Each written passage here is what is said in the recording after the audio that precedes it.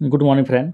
आज हम लोग बाल विकास से कुल 30 प्रश्न को देखेंगे तथा सही उत्तर जानने का प्रयास करेंगे। जो साथी जेटेट सीटेट का तैयारी कर रहे हैं उनके लिए यह अति महत्वपूर्ण होगा। चलिए बिना देर के प्रश्न की ओर बढ़ते हैं। ये पहला प्रश्न है, एक शिक्षक देखता है कि एक छात्र अकेले समस्या हल नहीं कर पाता लेकिन थोड़ी सहायता मिलने पर कर लेता है, तो वाइगोत्स्की के अनुसार यह स्थिति किस अवधारणा को दर्शाती है। तो ऑप्शन है स्कैफोल्डिंग, जेडपीडी यानी जोन ऑफ प्रोक्सिमल डेवलपमेंट, सुदृढ़ीकरण, परीक्षण पुनः परीक्षण। तो इसका सही उत्तर होगा option B, ZPD. Next question, दूसरा प्रश्न है, यदि कोई शिक्षक कक्षा में गतिविधि आधारित सीखने पर जोर देता है ताकि छात्र अपने अनुभव से ज्ञान निर्माण करे, तो यह किस सिद्धांत से सबसे अधिक जुड़ा है। ऑप्शन पहला है व्यवहारवाद, रचनावाद, संज्ञानात्मकवाद और गेस्टाल्ट। तो इसका सही उत्तर होगा ऑप्शन बी, रचनावाद। चलिए नेक्स्ट क्वेश्चन, तीसरा नंबर प्रश्न है, एक छात्र गणित में अच्छा है लेकिन भाषा में कमजोर है, गार्डनर के अनुसार यह किस बात का प्रमाण है। तो ऑप्शन है बुद्धि एक ही होती है, बुद्धि जन्म में स्थिर होती है, बहुबुद्धि का अस्तित्व, या फिर अभ्यास का कोई महत्व नहीं। सही उत्तर होगा ऑप्शन सी, बहुबुद्धि का अस्तित्व। चलिए नेक्स्ट क्वेश्चन, चौथा नंबर प्रश्न है, यदि शिक्षक केवल पुरस्कार और दंड के माध्यम से व्यवहार बदलने की कोशिश करता है तो यह किस सिद्धांत पर आधारित है। तो पियाजे, वाइगोत्स्की, स्किनर या कोहलबर। इसका सही उत्तर होगा option C, Skinner. Next question, पांचवा प्रश्न है, पियाजे के अनुसार किशोरावस्था में बच्चा अमूर्त चिंतन करने लगता है, यह किस अवस्था की विशेषता है। तो संवेदी प्रयोग, बी है पूर्व संक्रियात्मक, सी है मूर्त संक्रियात्मक और डी है औपचारिक संक्रियात्मक। इसका सही उत्तर होगा ऑप्शन डी, औपचारिक संक्रियात्मक। नेक्स्ट क्वेश्चन 6 नंबर है, एक शिक्षक बच्चों को समूह में चर्चा कराकर निष्कर्ष तक पहुंचने देता है, यह किस प्रकार के अधिगम को बढ़ावा देता है। ऑप्शन है रटंत अधिगम, सामाजिक निर्माणवादी अधिगम, दंड आधारित अधिगम, केवल व्यक्तिगत अधिगम। तो इसका सही उत्तर होगा ऑप्शन बी। नेक्स्ट क्वेश्चन, यदि मूल्यांकन का उद्देश्य केवल अंक देना ना होकर सुधार के लिए फीडबैक देना हो तो यह किस प्रकार का मूल्यांकन है। तो ऑप्शन है समापनात्मक, बी है नैदानिक, सी है निर्माणात्मक और डी है मानकीकृत। सही उत्तर होगा ऑप्शन सी, निर्माणात्मक। चलिए नेक्स्ट क्वेश्चन, 8 नंबर प्रश्न है, कोहलबर्ग के नैतिक विकास सिद्धांत के अनुसार नियमों को इसलिए मानना क्योंकि सजा का डर है, यह किस स्तर को दर्शाता है। ऑप्शन है उत्तर परंपरागत, बी है परंपरागत, सी है पूर्व परंपरागत और डी है सामाजिक अनुबंध स्तर। सही उत्तर होगा ऑप्शन सी, पूर्व परंपरागत। नेक्स्ट है, एक बच्चा पहले सीख गए गणित के सिद्धांत को विज्ञान की समस्या में लागू कर लेता है, इसे क्या कहते हैं। ऑप्शन है सामान्यीकरण, स्थानांतरण, पुनर्बलन या भूलना। तो सही उत्तर होगा ऑप्शन बी, स्थानांतरण। नेक्स्ट क्वेश्चन, यदि शिक्षक मानता है कि हर बच्चा अलग गति से सीखता है और उसी अनुसरण शिक्षण योजना बनाता है तो यह किस सिद्धांत पर आधारित है। ऑप्शन है व्यक्तिगत भिन्नता, समान अवसर, व्यवहारवाद और रटंत अधिगम। सही उत्तर होगा ऑप्शन पहला।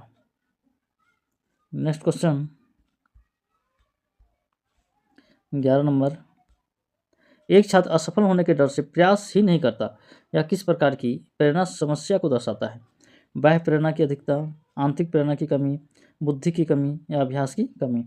सही उत्तर होगा ऑप्शन बी, आंतरिक प्रेरणा की कमी। नेक्स्ट क्वेश्चन 12 नंबर, अधिक कक्षा में सभी बच्चों विशेष आवश्यकता वाले सहित को एक साथ पढ़ाया जाता है तो इसे क्या कहा जाएगा। ऑप्शन है विशेष शिक्षा, समावेशी शिक्षा, वैकल्पिक शिक्षा या अनौपचारिक शिक्षा। सही उत्तर होगा ऑप्शन बी, समावेशी शिक्षा। नेक्स्ट थॉर्नडाइक के लॉ ऑफ इफेक्ट के अनुसार ऑप्शन है अभ्यास से सीख होती है, सुखद परिणाम से प्रतिक्रिया मजबूत होती है, दंड से सीख अस्थायी होती है, और डी है सीख अचानक होती है। सही उत्तर होगा ऑप्शन बी, सुखद परिणाम से प्रतिक्रिया मजबूत होती है। नेक्स्ट 14 नंबर प्रश्न है, यदि शिक्षक प्रश्न ऐसे पूछता है जो बच्चों को सोचने, तर्क करने और निष्कर्ष निकालने पर मजबूर करे तो वह किस स्तर की सोच को बढ़ावा दे रहा है? ऑप्शन है निम्न स्तरीय सोच, स्मृति आधारित सोच, उच्च स्तरीय चिंतन और रटंत चिंतन। तो क्या होगा? सही उत्तर होगा ऑप्शन सी, उच्च स्तरीय चिंतन। नेक्स्ट क्वेश्चन 15 नंबर, बुद्धि परीक्षण का मुख्य उद्देश्य क्या है? बच्चों को वर्गीकृत करना, उनकी क्षमता का अनुमान लगाना, उन्हें डराना, उन्हें असफल घोषित करना। सही उत्तर होगा ऑप्शन बी, उनकी क्षमता का अनुमान लगाना। नेक्स्ट क्वेश्चन, एक शिक्षक देखता है कि सहपाठी समूह का व्यवहार एक छात्र के व्यवहार को बदल रहा है। यह किस कार्य का प्रभाव है? तो अनुक्रम, प्रेरणा, सामाजिक वातावरण, बुद्धि। सही उत्तर होगा ऑप्शन सी, सामाजिक वातावरण। नेक्स्ट 17 नंबर, यदि कोई बच्चा नई जानकारी को अपने पुराने अनुभव से जोड़कर समझता है तो यह किस प्रक्रिया को दर्शाता है? ऑप्शन है अनुकरण, समायोजन या समेकन, सुदृढ़ीकरण या विस्मृति। सही उत्तर होगा ऑप्शन बी, समायोजन। नेक्स्ट है 18 नंबर प्रश्न को देखते हैं,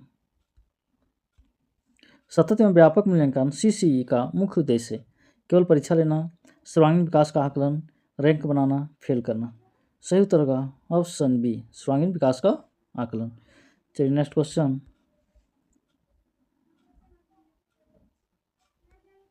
यदि शिक्षक बच्चों को गलती करने की आज़ादी देता है और उनसे सीखने का अवसर देता है तो यह किस प्रकार का कक्षा वातावरण है? ऑप्शन है डर पर आधारित, सहयोगी और सुरक्षित, प्रतिस्पर्धी या कठोर। सही उत्तर होगा ऑप्शन बी, सहयोगी और सुरक्षित। Next question,